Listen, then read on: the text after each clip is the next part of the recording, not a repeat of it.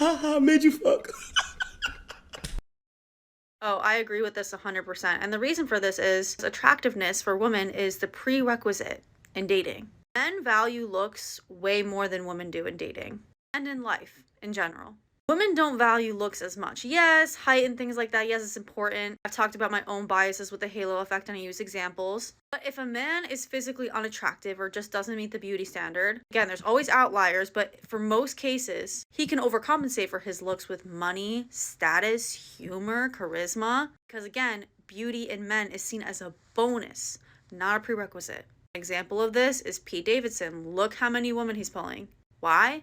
Because he's funny, rich, and has status. And he's popular. That makes him even more attractive to women. Now, when you're unattractive as a woman, it's a lot harder to overcompensate for that. Because for women, it's expected of us to be beautiful. It's the prerequisite. You want to know how I'm right? I've asked men in particular about this specific topic. And all four of them said, I would rather date the broke pretty girl than the rich unattractive girl.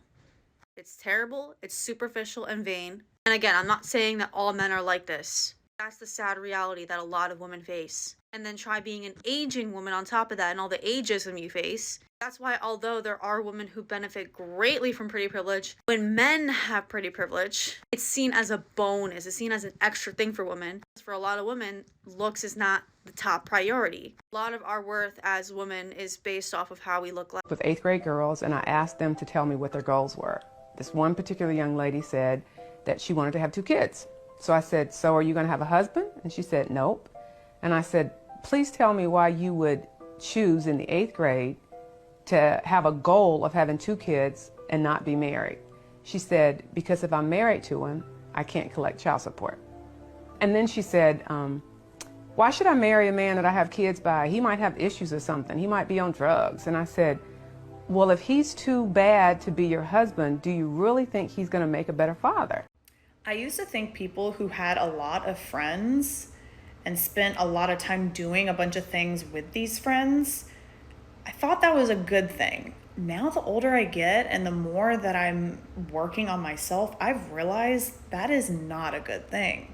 And I'm not trying to cut anybody down and say that you can't have friends, anything like that. This is just something that I've noticed as working on myself and being far more diligent with where I'm putting my energy. And I've noticed that people who are constantly doing things with friends or have a large group of friends and constantly being in communication with these people tend to lack an understanding of their true self. It's almost like they're more uncomfortable being alone, so they have to fill their time and space with other people instead of being truly okay with being by themselves. And I think a big reason for that is most people don't know who they are. So it's almost awkward being alone, truly alone. So that's why they constantly are reaching out for external stimulation and external validation from people, because that kind of helps them fill that void and they don't have to take a second and look at themselves and be like, who am I? Do I like this person? And do I need to grow? Anything like that. And also, I think that people like this totally lack boundaries and where they're spending their energy. I think of our energy as like a way of currency, and you only have so much, and certain things bring you energy and then certain things take energy from you. So when you are constantly exuding that energy towards external people, there's just no way you are someone who cares about conserving your energy. And with that, that means you probably lack boundaries and don't know how to say no to certain situations, and you feel like you always have to do everything. Call me crazy, but that's just something that I've noticed. So I'm curious if other people have noticed the same. As somebody that makes $100K a year, do you think that makes dating easier or harder for you?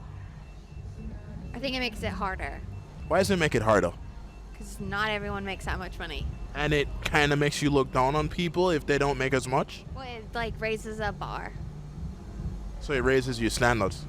a little bit. Okay. But I mean, it's not the end all be all. So, like, if you make 80 bands, then okay.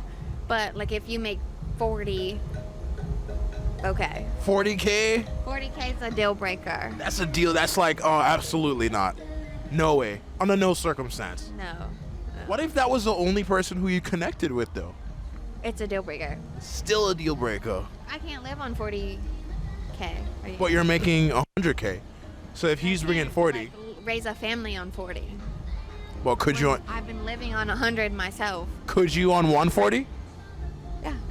So he bring the 40K. But I can't live on 40. But you have 100. So you and him together would be 140. If I'm on maternity leave, I don't have 100 bands. Okay, I see what you're saying. When guys complain about gold diggers, it's tricky because to us the solution is so obvious. It's like, if you're worried about gold diggers, I have an idea. How about just date women with their own fucking gold? I don't know, maybe stop dating 18-year-olds that need a Kickstarter campaign just to eat dinner, or maybe just date adults with jobs. I don't know.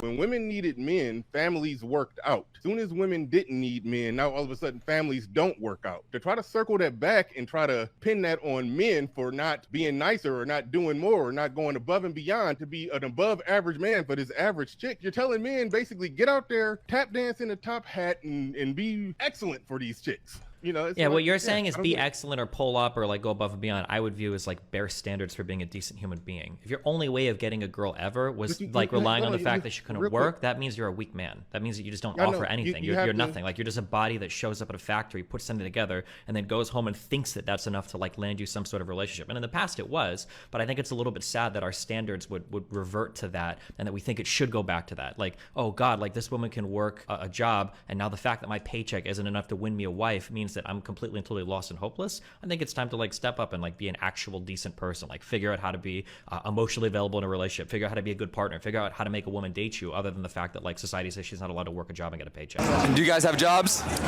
No. How much money's in your bank account? Like 2,000. 2K. So what do you do for a living? Nothing. I have a saved up from like birthdays and Christmas. I don't want to. Okay. Your friends calling cap. You're calling cap? I'm going cap. Ava. So how do you have 2K? You got a sugar daddy? No. You have a sugar daddy, don't you? How do you think she got her 2K? Her dad like videos her randomly like $300 every single day. We had people write in saying that they always attract the same man. Because you the same woman. You would like to believe you not. But like I just said, trying to change relationships without changing who you are is equivalent to trying to change your address to avoid the mailman from bringing you bills. You're gonna go move from Torrance to Beverly Hills, and you're gonna have a different mailman bring you the same message. You went from dating a guy who drive race cars to dating a guy who's a church man, but it's both ended in calamity. The message is still the same, because sometimes it really is you. What is the most desperate thing you've ever done for somebody? I want you to think. Boom, story time. So I remember I was pursuing this chick when I was in my early 20s, and the chick wasn't giving me no time of day. One day she said, hey, we can kick it. I said, all right, cool. She said, but I need you to do me a favor. I need you to go pick up my cousin and drop him back off, you know, some family stuff. I said, all right, no problem. Where your cousin at? She says her cousin way in like Palm Beach. At this point, I'm living in Miami. Palm Beach, I went some change away. So I'm really digging the chick. So I said, all right, cool. So I go pick up the dude.